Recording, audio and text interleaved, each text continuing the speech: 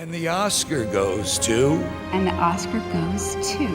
And the Oscar goes to... I don't care! What's next? What's next? What's next? Don't you want to hear what's next? What are you going to do next? What's next for you? What's next?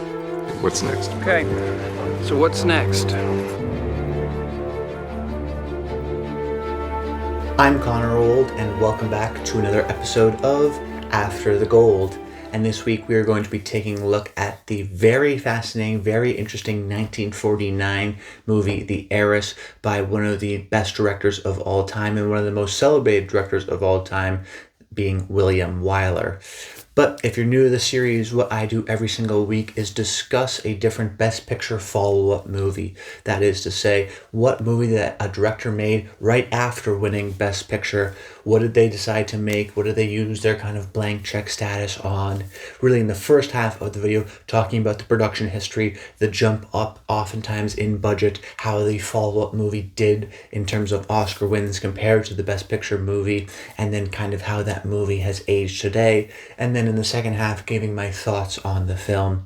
We don't have any kind of a main format of what we like to do in terms of the types of movies we cover, except for the fact that I always choose them because I think they're either good or interesting, whether that be having interesting production histories like a movie like Apocalypse Now, or really fascinating, interesting actual movies in and of themselves. In this case, like The Heiress, always try to find something that's unique and different and interesting. And one reason why I wanted to cover this movie relatively earlier on in this series is because I wanted to showcase an older movie. We've done movies from the 70s, 80s, and 2010s, and 2020s even, a couple, or last week I guess, with Nightmare Alley.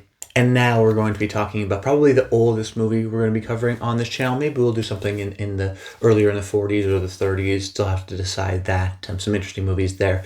But because it gives the understanding of the uniqueness of how artists and filmmakers can able to kind of leverage their success. I know at the time of this recording there's a lot of discussion about Ryan Coogler and Sinners and his deal, and we're already seeing kind of the changing narrative that we see of directors and how much power and control that they have over their movies. And that was interesting to do some of the history and the research for a movie like this, to talk about William Wyler, who was even bigger than Ryan Coogler was at his time and had so much juice and power and respect, and yet just had a different of a path in terms of how movies got made. So I wanted to talk about how the fact that there are still kind of blank checks in the 40s, they're just in a different kind of a realm and a viewpoint, and talk about what I really think is a really terrific film. So I appreciate you guys taking the time to watch this video and continuing to come back every single week like we do for these episodes. So if you appreciate the series, feel free to comment down below and give me your thoughts.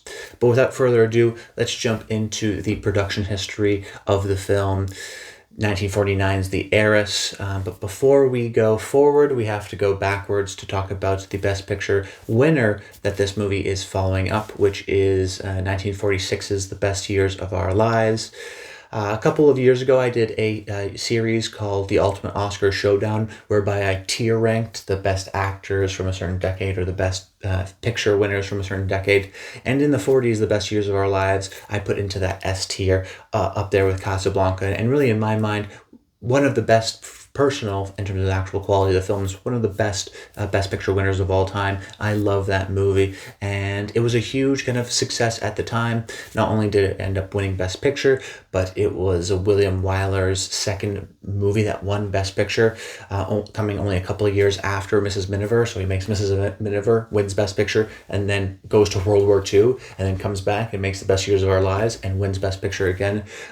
Just an incredible run that William Wyler is on, that really kind of ends in a sort of in The Best Years of Our Lives, but does continue onwards. Essentially, he was nominated in every year up until this movie, except for the fact that he went to war. I mean, I think it was 39, 40, 41, 42. No, it was 40, 41, 42, 43. William Wyler makes a movie every single year, and he gets nominated for Best Director every single year. He is that well respected within the industry. Then goes to World War II and shoots some shorts and does some work there, and then comes back and does a really kind of timely movie with The Best Years of Our Lives. So not only does he win for 43 Mrs. Miniver, his next movie also wins Best Picture. And that's actually a unique scenario where I was doing some of the history of the Oscars and I tried to figure out, okay, there's been many directors who have won multiple times the Best Director prize like William Wyler has. But how many filmmakers have had their movie win Best Picture twice? We'll have most recently like Alejandro Iñárritu, who will win Best Director in 2014 and 2015, but only one of those movies ended up winning Best Picture. And the fascinating, very interesting part was that there's only ever been 7 directors in the almost 100-year Oscars history, only 7 directors who have had 2 or more of their movies win Best Picture. Even, the greats, Spielberg, Scorsese, Kubrick, they haven't had 2 of their movies win Best Picture.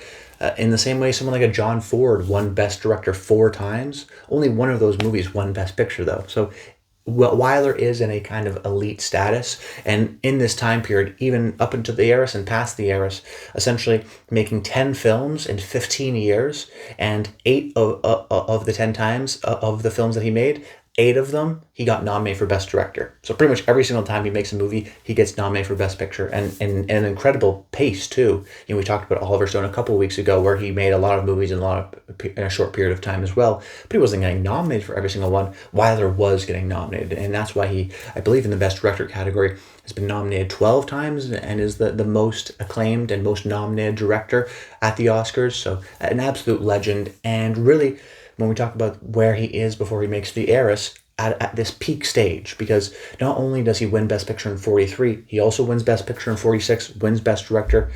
He has a unique status because not only does he have the critical community and the Oscars and the industry, but The Best Years of Our Lives was one of the highest grossing movies of all time when it was released. It was a huge success commercially as well. And what's interesting was because it was a social movie talking about the issues of people coming back from the war and trying to reintegrate into society and some of the issues that they're facing, it kind of captured a societal moment of importance where he really captured kind of the feeling of the country at the time. And I think that was exemplified by the fact that the industry loved it, the critics loved it, and the commercial side, the people really went in and saw this movie and loved it as well.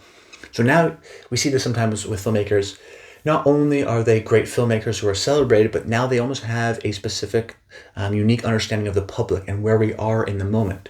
And that gave Wyler, I think, a huge amount of status to make the types of movies that he wants to make. And then what's also interesting about Wyler is that sometimes with directors and more so with actors, they would be assigned to a studio. They would sign a 3-picture, 5-picture deal with a studio.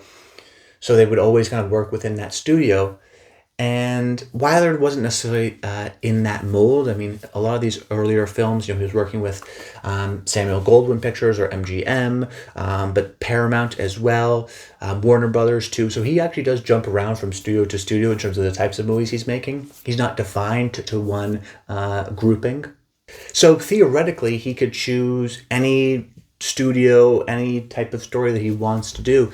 And yet, what happened with this movie is that actually its star, Olivia de Havilland, saw the play on Broadway and came to Wyler and said, hey, let's make this movie. And he agreed to do that, which I think gives you an insight into how Hollywood was. If William Wyler was making these movies today, he has 5 Best Director nominations in a row for his 5 last movies. He wins Best Picture twice. He can work with any studio he wants. He would probably get a huge blank check to make whatever crazy passion project that he wants. And yet back then, it was very rare that even in the advertising you would advertise the director's name. I actually looked up the trailer for the Heiress, and they did do that for this movie. And they would do it with like Ernst Lubitsch sometimes. The Shop Around the Corner has a great trailer about that. But it was more a rare thing to highlight the director, even someone as acclaimed as someone like William Wyler. So Olivia de Havilland comes to him. He's got a star. They eventually make the film. Within a couple of years, it comes out. And the box office reporting isn't as strong, especially during this time. We know sometimes if it's a huge success, like The Best Years of Our Lives or Gone with the Wind or something, but a middling, kind of a solid drama. We don't really know the box office receipts of that. So can't say how it did commercially, but we know it wasn't as big of a hit as The Best Years of Our Lives. But that being said, still a strong hit, particularly when we look at the Oscars. once again, William Wyler gets nominated for Best Director. Movie gets nominated for Best Picture as well. It gets a total of 8 Oscar nominations, winning for a lot of the below-the-line stuff of the craft and the costumes and the set design and that stuff. And then, most importantly, the big one, Olivia de Havilland winning for Best Actress for this film. So, was it as big of a success as The Best Years of Our Lives? No. I mean, it's hard to top winning Best Picture for Mrs. Miniver in 43, winning Best Picture again in 46 for The Best Years of Our Lives. You know, you'd have to win Best Picture again to keep up that momentum. It doesn't happen. That being said, it still wins a huge prize in Best Actress, gets nominated for Best Director, gets nominated for Best Picture. And I think the modern day reputation is very strong. This was a movie that I discovered. I did a series 8 years ago now on the channel called Masters of Controlled Chaos, where I discussed the films of William Wyler. And this was one of the movies that I first discovered from him, and showcases why he's such a great director, because the big important ones of Ben-Hur or Roman Holiday or The Best Years of Our Lives, and then you watch like his 5th and 6th and 7th great movies, like The Big Country or The Heiress.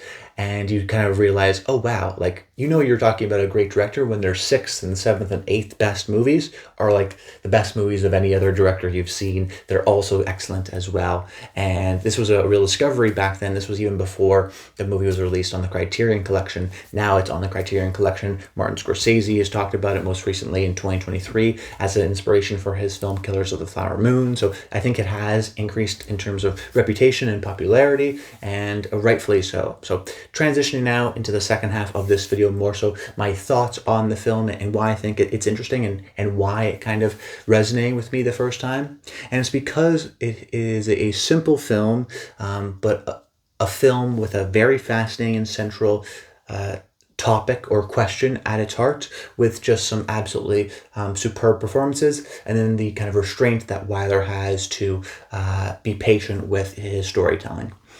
So the main kind of premise and setup of the movie is that there's this heiress, young woman who probably is not that young back in the day, but she is without a husband. I think her sister, her cousin, just recently got married, and her kind of domineering father wants her to get married. There's this young man who comes into her life, and they seem to fall in love, but then quickly there's questions from her father and even within herself of whether or not this man really loves her. And that's the kind of central question of this movie. You have a really kind of wealthy young woman who hasn't been married, and then this man comes into her life, and does he really love her, or does he love the fact that he could be rich and he doesn't come from a strong social status and he needs that kind of a money? And does that even matter? Based off of a play, based off of a novel, Henry James novel, who did Portrait of a Lady, and is a classic novelist of the kind of late 1800s. And the movie is really superb in its capital D drama. In the same way, I don't love period pieces, but when they're done really well, I really do like them, like An Age of Innocence or 2005's The Pride and Prejudice or Barry Lyndon, in that it allows patience, it allows restraint to focus on subtleties to kind of heighten the dramatic storytelling nature of the story. So yes, I love action movies that can be big and broad and loud, and people like to speak their feelings. But with the kind of period piece drama, so much of it is within this world, which existed at the time, of subtlety and restraint and not expressing your feelings. So by setting up a world that says, don't express your feelings, have restraint, be polite, have manners, the camera can kind of focus in on certain facial expressions or insert shots that can give only a slight bit of emotion, but because we're in a world where the emotion is pretty flat and standard, even the slightest bit of emotion can feel emotionally heightened, and that kind of a tension that's naturally there, you feel kind of bursting out when you see some of those instances of the kind of showing of emotion, because there has been no emotion really in a way of these kind of very strict, restricted period piece, very mannered, focused time periods. And that's what's great about the movie too, is that Wyler doesn't move the camera too much, has lots of wides, lots of kind of medium two shots that he'll use, but still will pan the camera in certain ways or zoom in on certain reaction shots, or choose sometimes when one character is speaking to highlight and showcase another character's reaction, because we don't really care about what the person is saying. We care about what their reaction to that conversation is. Now, of course, that is always still reliant on having good actors. It's easy to write something on a page, there's intention or romantic tension or dramatic tension within a story, but you have to have the actors to kind of convey that to them. And the star of the show really is Olivia de Havilland, deserving, I think, of winning Best Actress in that year.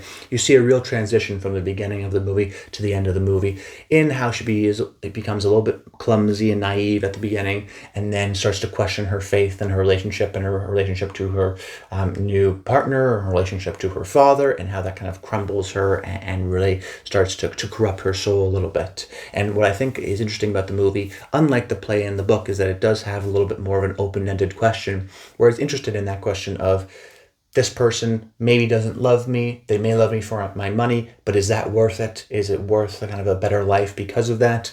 And there's kind of more of a subtlety and a debate more so of whether or not the person does love them or not, and kind of how that relationship works. Montgomery Clift is excellent in the film as well, and they have some kind of odd tension but romantic scenes that's kind of hard to explain as well. It's kind of a twisted romance. If you've seen Killers of the Flower Moon, there really is a similar correlation there, where you believe that there's love there, you believe there's a romantic connection, but how much so? How genuine is it? Is it kind of separated? Are they intertwined? Does it matter that there's kind of ulterior motives?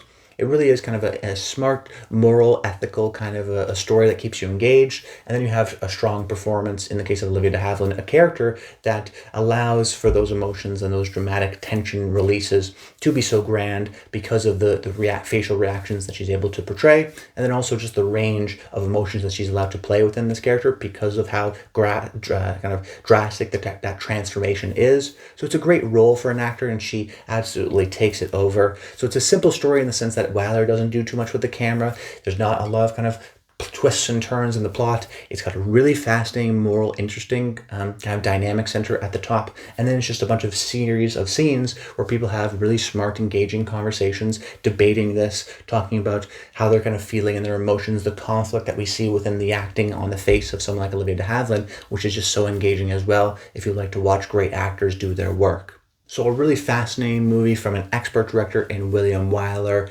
I don't love it as much as The Best Years of Our Lives, but with any great filmmaker, they're great when they have 6, 7, 8 great movies, and I think The Heiress is absolutely within that kind of a status, and one of my favorite period piece movies of all time, and a really underrated William Wyler movie that was deserving to be made after The Gold.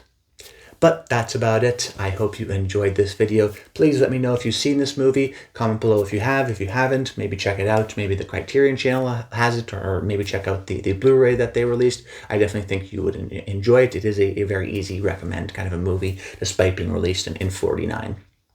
But that's about it. I hope you enjoyed this video, and until next time, stay tuned.